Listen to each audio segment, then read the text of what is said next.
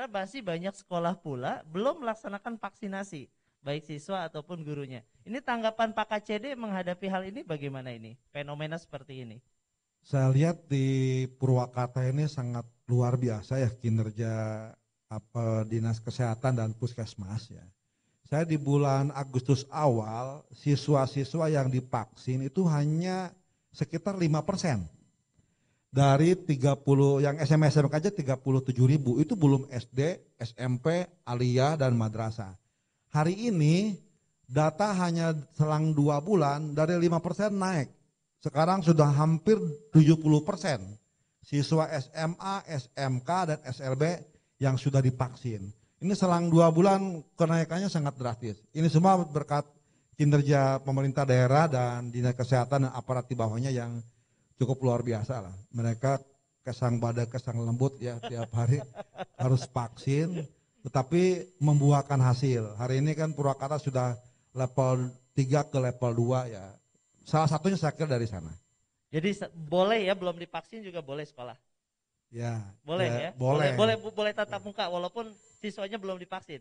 Boleh. Boleh Yang ya. wajib divaksin adalah guru dan Oh, TU. gurunya. Kalau Untuk gurunya belum, nggak gurunya boleh. belum, mereka di rumah. Ya. Oh, di rumah. Sampai hari ini guru-guru kita sudah mendekati 80% rata-rata ya, bahkan 100% ya.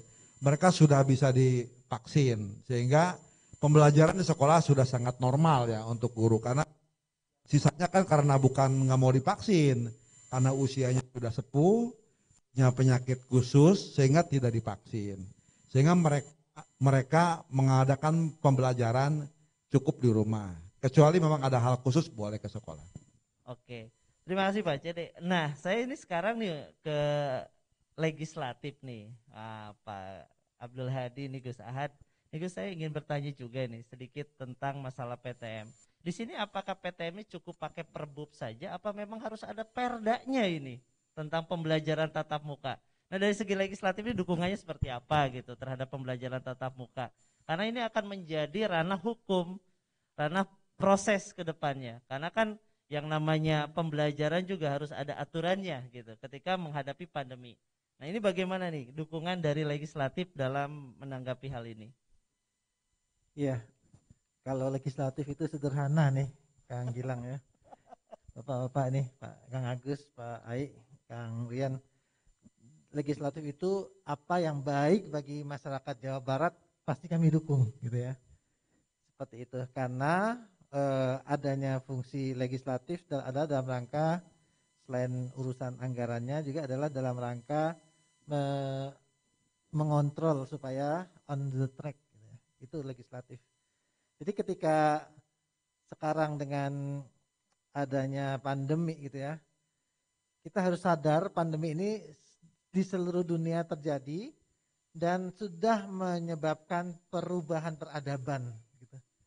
Jadi cara berpikir kita harus berbeda, cara bertindak harus berbeda, cara menangani permasalahan harus berbeda.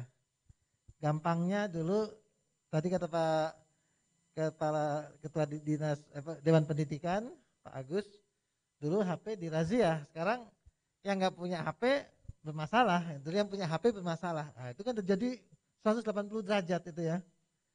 Dulu anak-anak pinginnya cari hari kecepit atau hari bolos gitu ya.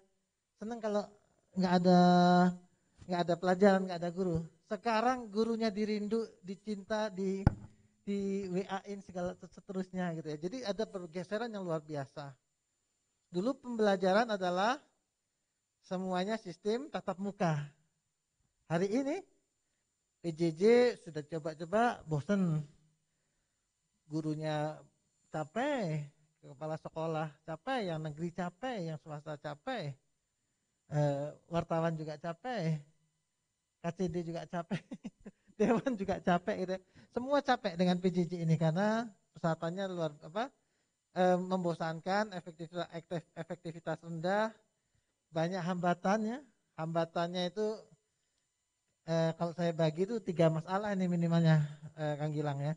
Pertama di infrastruktur, kedua di yang namanya manajemen pendidikan, dan yang ketiga adalah di SDM-nya, guru dan muridnya ini. Di infrastruktur, urusan gadget itu ada 3. Ada urusan gadgetnya, ada urusan pulsanya, ada urusan sinyalnya gitu. Saya ke Darangdan, ternyata di sana 70% tidak punya gadget atau sinyal atau pulsa gitu ya, atau 3-tiganya gitu. Jadi apa yang bisa kita harapkan gitu. Nah sekarang alhamdulillah sudah mereda, sudah menurun nih semua angka. Aman belum, tapi persiapan untuk PTM harus kita siapkan. Tapi PTM yang sekarang akan kita lakukan harus berbeda dengan PTM yang dulu gitu ya, sebelum zaman ada pandemi ya. Dulu PTM itu adalah PTM full scale, sekarang adalah PTM terbatas. Itu beda sekali. Persyaratannya panjang tadi disebutkan oleh Pak KCD, oleh Pak Dewan Pendidikan gitu ya. Ini akhirnya menyebabkan ya memang kita harus sedang merubah proses pemikiran. Nah, tadi ditanyakan tentang bagaimana apakah perlu ada perda gitu ya.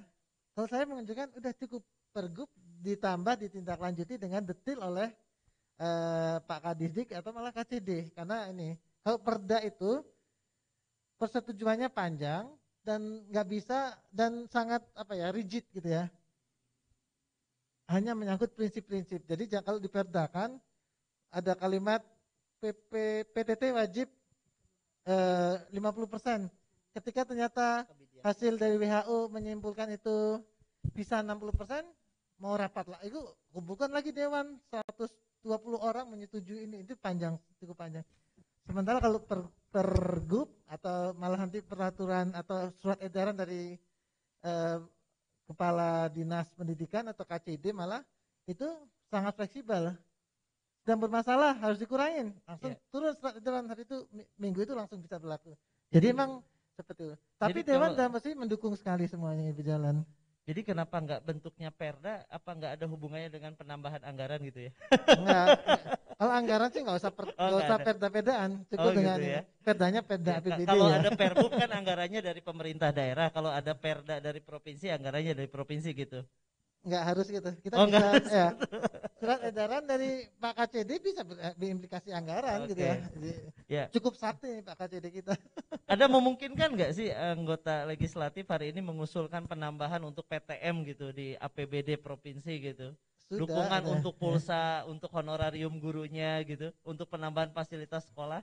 Itu sudah terjadi ya. Sudah terjadi ya? Tanpa harus omong-omong rame-rame. Kami mojok aja Pak Kadis, Pak KCD dipanggil, kita ngobrol. Sok Pak Kadis hitung yang baik, sampaikan ke kami dukung. Gitu. Jadi selesai, pendek urusannya. Gitu. Jadi ini pernah ada bantuan, disetujui untuk penggunaan gadget yang milik sekolah ya, dipinjamkan kepada orang tua 38.000 gitu ya. Kemudian ada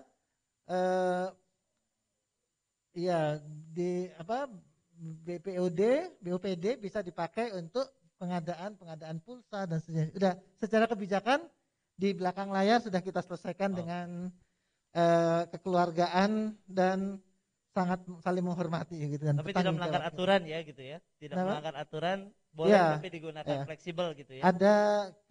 Ada keleluasaan di sana karena kita kasih masukan ke kantong yang benar, bahwa kantongnya ini nanti ada saluran apa, itu adalah urusan teknis yang dipertanggungjawabkan oleh Pak KCD dan Pak Kadis gitu ya. Termasuk untuk sinyal dan pulsa gitu Pak.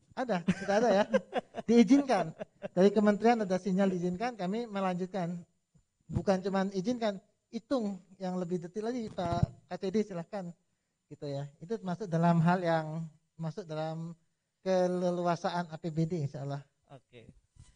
Ya, terima kasih nih Gus Ahad, luar biasa. Nah, kan tadi sudah disampaikan tentang aspirasi dari orang tua siswa, mekanisme tatap muka yang disampaikan KCD termasuk dukungan legislatif.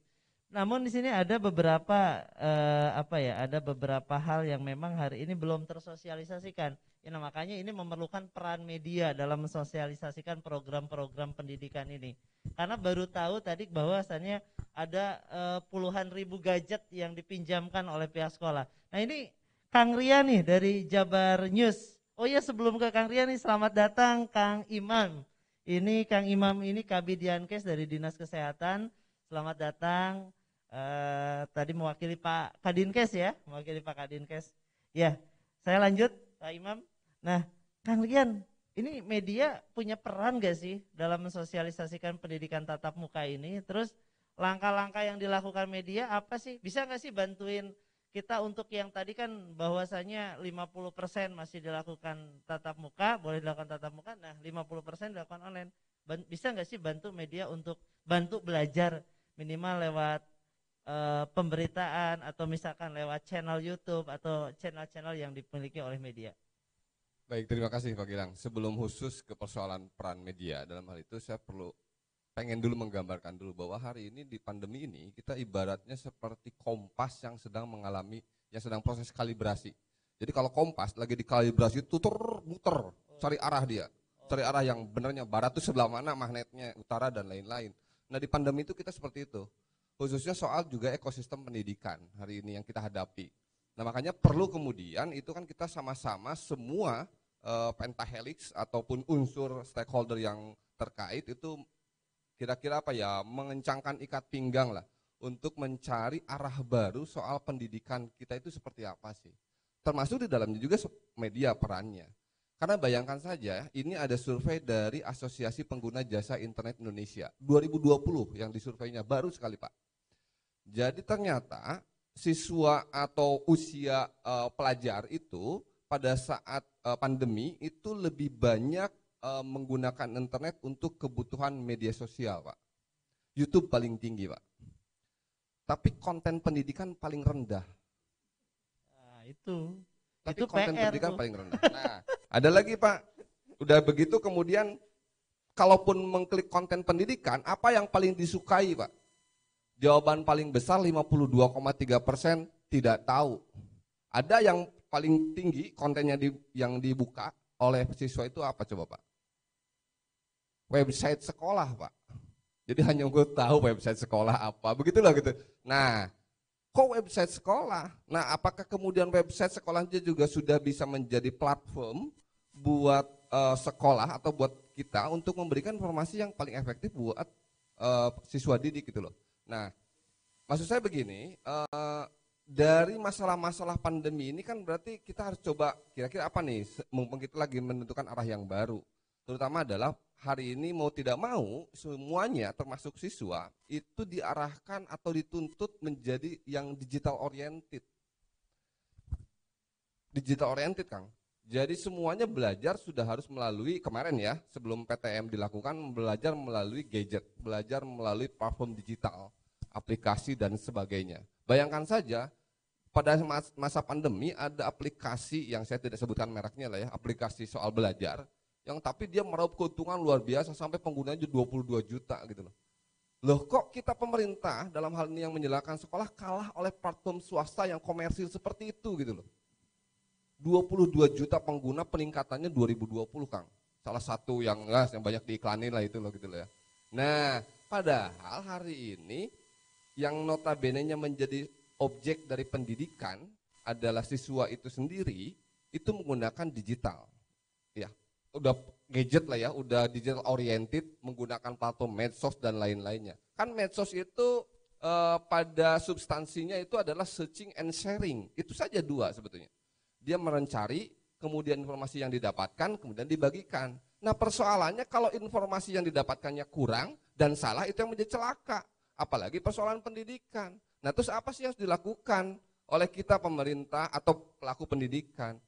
Ayo kita harus banyak membuat konten-konten pendidikan di semua kanal-kanal yang biasanya dicari oleh anak gitu loh. Misalkan sekolah SMA 1 Purwakarta misalkan, semua materinya itu dibuatkan dalam bentuk video yang bisa diputar di YouTube, kemudian bisa di-sharekan di WA dan lain-lain. Itu sudah dilakukan di ini Pak, mohon maaf, itu sudah dilakukan oleh Distrik Kota Bandung. Jadi kemarin Distrik Kota Bandung bekerja sama dengan Jabar News juga. Jadi dia membuat jadwal tayang dari pagi sampai sore, kurikulumnya dari SD, SMP, dan itu ditayangkan di stasiun televisi digital. Tapi supaya bisa diakses di website juga, itu masuk di Jabar News itu seperti itu. Itu saya luar biasa, traffic pengunjung luar biasa gitu. Nah ini harus inovasi-inovasi seperti yang harus dilakukan oleh kita. Nah terus medianya sendiri gimana ya? Kalau kami pada prinsipnya media ini kan yang baik harus diberitakan, yang benar harus diungkapkan gitu loh. Ya, betul kan begitu ya? Yang baik harus diberitakan, yang benar harus diungkapkan gitu loh. Pada saat kemudian sekarang masalah yang terjadi soal pandemi dan kita seperti ibaratnya sedang kalibrasi seperti ini dan apa yang menjadi lemahnya, yang menjadi baiknya harus kami beritakan. Persoalan kemudian bagaimana PTM dan lain-lain ini adalah program yang baik dan memang sudah siap, ya kami pasti beritakan gitu loh. Kita pasti beritakan dan media intinya tidak ada masalah lah ya dengan kebijakan dengan pelaksanaan PTM sekarang atau arah pendidikan. Hanya media menyoroti ini loh masalah-masalah yang ada. Ayo kira-kira gimana baiknya gitu loh. Oh iya. Kalau dari kacamata media kemungkinan besar apakah nanti ke depan, next ke depan ya, nggak hari ini ya, ke depan itu setelah pandemi atau mungkin nanti sebelum mendekati akhir dari pandemi COVID-19 ini, apakah mungkin akan terjadi bahwa ruang-ruang kelas itu akan digantikan dengan digitalisasi tadi yang seperti disampaikan? Nah ini menarik. Berarti ke sekolahnya kosong gitu. Betul, ini menarik. Akhirnya nanti kita mau tidak mau akan menemukan arah baru soal proses mendidiknya itu ya. Oke, tatap muka tetap, tapi sepertinya digitalisasi ini bakal tetap akan dipakai. Mungkin nanti kan virus ini belum ada analisanya bahwa selanjutnya bisa bertatap muka atau bisa berdekatan jarak dengan tanpa masker dan lainnya, belum ada analisis ke sana. Jadi kalau selama analisis ini belum ada, ya sepertinya berarti kalaupun tatap muka kan menjaga jarak atau kemudian juga tadi bersilang-silang satu hari masuk, tapi kan pada satu sisi yang lain pembelajaran harus tersampaikan dengan keseluruhan komprehensif. Digital yang bisa menjembatani itu. Dan saya yakin ke depan tetap pada saat sudah bisa tatap muka 100% pun mau tidak mau ruang-ruang platform digital baik itu media sosial, aplikasi-aplikasi yang menjembatani atau memfasilitasi pembelajaran bagi siswa antara guru dengan siswa atau ekosistem pendidikan secara keseluruhan itu mutlak pasti akan terjadi perubahan itu. Masih di kacamata media, apa nanti akan efektif pembelajaran dengan digital itu? Karena hari ini sudah banyak keluhan dari masyarakat. Ya, pembelajaran digital itu nantinya ke depannya bukan berarti juga tidak bertatap muka ya. Kita belum menemukan nanti konsepnya seperti apa kan gitu ya. Kalau kemarin itu kan tidak tatap muka tapi melalui digital. Kalau ke depan kan bisa jadi saja misal tatap muka, tetapi bagaimana antara misalkan apa yang disampaikan oleh guru kepada murid dan lain-lain bisa dibuka dalam platform tertentu atau semua materi sudah ada bisa dibuka dalam satu platform, kan itu digital gitu loh ya. Tinggal ketemu, oke Bu, saya ada yang ini tidak terjakan, langsung bisa begitu atau bagaimana kan itu nanti pola-pola baru lah itu ya gitu. Hanya saya yakin bahwa apapun yang terjadi ke depan ini digitalisasi ini memang pasti akan dihadapi gitu loh ya. Dan kita harus aware terhadap itu, mutlak. Gitu. Harus siap. Oke, luar biasa ini Kang Rian. Oke nih, saya lanjut nih sama Pak Imam. Baru datang ngos-ngosan, saya langsung tanya ya Pak Imam ya. Ini Pak Kabid Yankes itu kalau nggak salah pelayanan kesehatan ya Pak ya. Oke, ini Pak, saya mah simpel pertanyaan sama Bapak.